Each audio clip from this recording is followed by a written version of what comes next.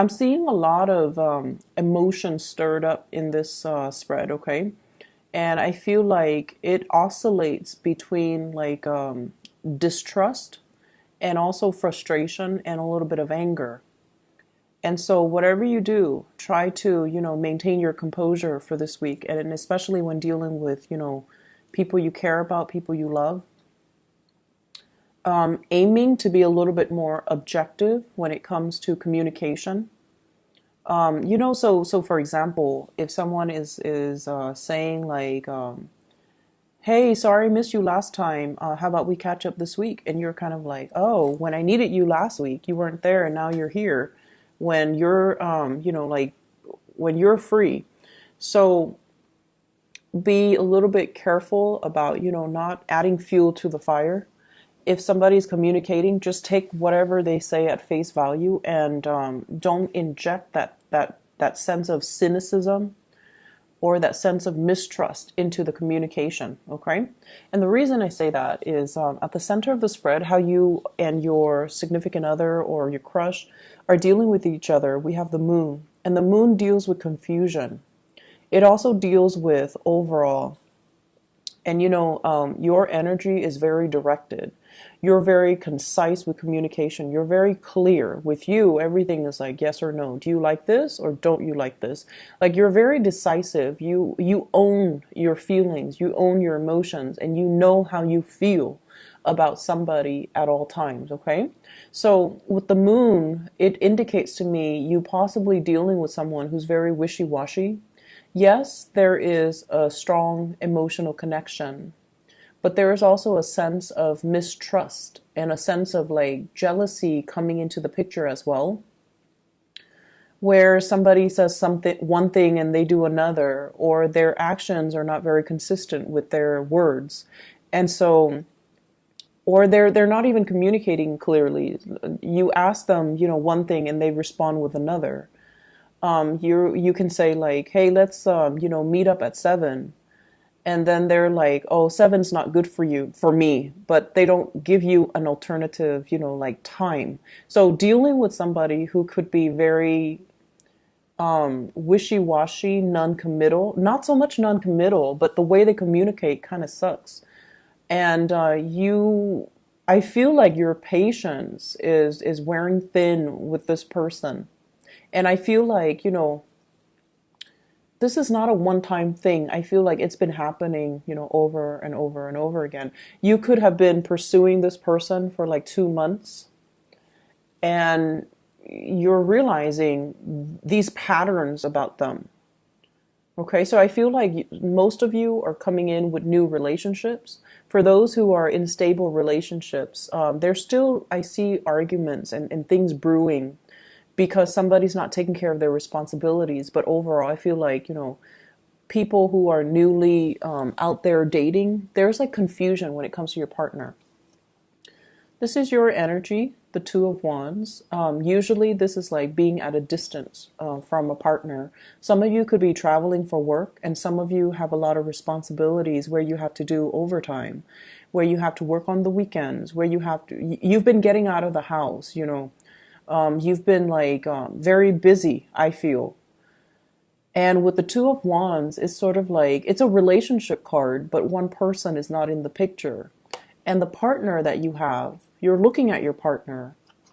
We have the Nine of Cups. This is somebody with a lot of options. This is somebody that could be very flirtatious. If they're not flirtatious, at least they're so nice that they have trouble saying no. They have trouble turning down offers. They're not very clear to reject people, and they're not very clear about telling people, "I'm not interested, take a hike." So they have a lot of onlookers kind of lurking around, hoping to, get an in. So you have someone who's quite popular, who's very likable, who is quite popular, very likable, easy to be around with, quite fun to be around with, very sweet, loving, affectionate. But they might have a lot of options around them. And I feel like for those who are trying to, get this person, I feel like they're looking elsewhere. Their attention is elsewhere. And so I almost feel like you want to possess this person. I almost feel like you want to kind of like corner them, not so much like physically, but so that you can get a clear, concise answer out of them, and so that you can get a clear, idea as to how do you feel about me? Is this, are you serious with me, or should I, stop wasting my time with you? And you're not really getting any type of a, verbal yes or no from this person. They're very evasive. And what I have here is the Seven of Wands and the Tower. The Seven of Wands is, it's a relationship, I feel like, from your end, where it's very challenging, it's very hard, and I feel like it's affecting your self-esteem from one moment to the next. If you're dealing with someone who's very wishy-washy and they're not able to commit to you, or they say one thing and they do another, it's almost like it just feels to me like it's very difficult. And with the Seven of Wands here, this is almost like all the energy, all the frustration is directed at one person. So I feel like this is your energy towards them, trying to get them to be clear, trying to, and even with couple people, I feel like there might be falling outs, there might be arguments coming into the picture, okay, with the Tower. And I pulled out two cards as well to clarify the Tower, just to see what we're looking at. And we have here the Seven of Cups. This is like fantasy not made into reality. And I have some people as well. This is internet based types of communication where somebody's looking at other pictures, where somebody is like possibly talking to other people, texting other people. And we have here the Ace of Cups. So this seems to me like it's a revelation about, where you stand with another person. Are you like the way that you feel about them? You might really like them, but you might not be the only person that they're talking to. And then I also feel like, coming to the realization that maybe this is a lost cause because, you built this person up. Like you saw the image of them, or you saw like, the fantasy of them, but in reality, they might not be the suitable partner for you. So I feel like something is coming to light where you are going to make a reassessment of this relationship, and you might not, I feel like you might not feel like they're giving you their undivided attention, and their attention, their energies are scattered elsewhere. And I feel like you're dealing with a big flirt. You're dealing with someone, not so much a heartbreaker, but like they like the attention. Okay, they like the attention that's given to them. And then on the flip side of that, I also feel like you're dealing with someone who has trouble rejecting suitors. And so they kind of keep people hanging on, not because they like the attention, but because they have trouble saying no. And it can be very frustrating because with you, you're very clear about, drawing boundaries, and you're very clear about who you want to pursue. So that element, I feel like there's frustration associated with it, okay? The second spread here, I feel like for many of you, you're planning to receive guests to come to your place, or you're planning to take a trip with friends to venture out. I feel like some of you just want to get away. There's this element about, wanting to get a new start, wanting to like just sell your house, get rid of your stuff and move to a different location. So I'm feeling this sense of like wanting to break out of your shell and have a new experience. Okay. Do something new, do something amazing, and just, plotting the next trip, the next location, the next job, the next vacation even. So I see a lot of that coming into the picture. I don't see financial issues, so no news is always good news.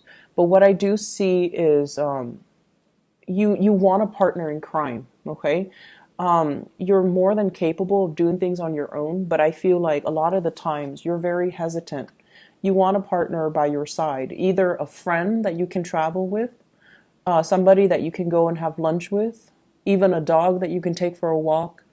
But I feel like there is a sense here of not wanting to do things on your own, and that can really hold you back in a lot of the major decisions that you're making. If life is so contingent on having another person by our side, you might as well be like a Gemini or a Libra rather than an Aries. So you're given the Aries energy for a reason, because when you start things on your own and not have to wait around for other people, there are no logistical issues, okay? Because you started, you know where you are, and you can basically plan things and to cater to yourself. So I feel like in a way you might have come to this week, with the realization that I've really held myself back in life. I keep waiting around for people and they don't really deliver what they promise, okay? And then I also feel for many of you as well, like waiting on guests, so that energy, it's like waiting to coordinate to so that the two of you can meet up, or they're coming to visit and they're going to stay overnight, or they're going to stay over the weekend and things like that. And I also have as well the Seven of Cups, and it's showing up before in the love reading as well as now. And this card usually indicates the fantasy, okay, conjuring, dreaming, wondering what if. And I feel like for many of you, there's a warning here about, not going back to the past. And they're saying like finding a new place, finding a new location, not getting pigeonholed into like. So, for example, I see you making plans, wanting to break away and wanting to make some major changes in your life. And they're saying as well, don't go back to the past, because you're looking back at the past and there's some blockages here. And it's sort of telling you, for example, if you're thinking about, I want to quit this job, I'm bored, and I want to go back to my previous job, going back to the past is probably not a good idea, okay? Or there's that ex that was always, interested in me, or that guy from high school that's always interested in me. I want to know if, things can play out. And they're saying, like, don't go back to that past. Don't live in that time capsule and relive, the movie reels from the past, because life goes on. And once again, if you find yourself having to do a lot of things on your own, I feel like you are craving a partner, somebody that can stand by your side, or even like a friend, a partner in crime, somebody that you can do these things with. But you're more than capable.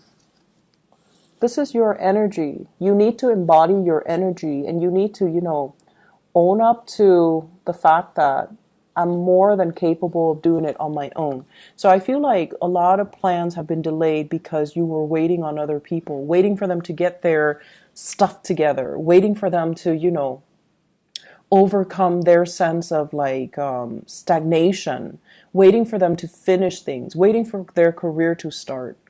And it has been a series of setbacks because plans were made with other people.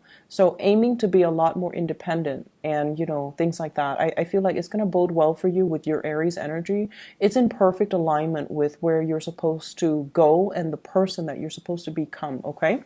So I will leave it at that, Aries. I hope you guys have a wonderful week.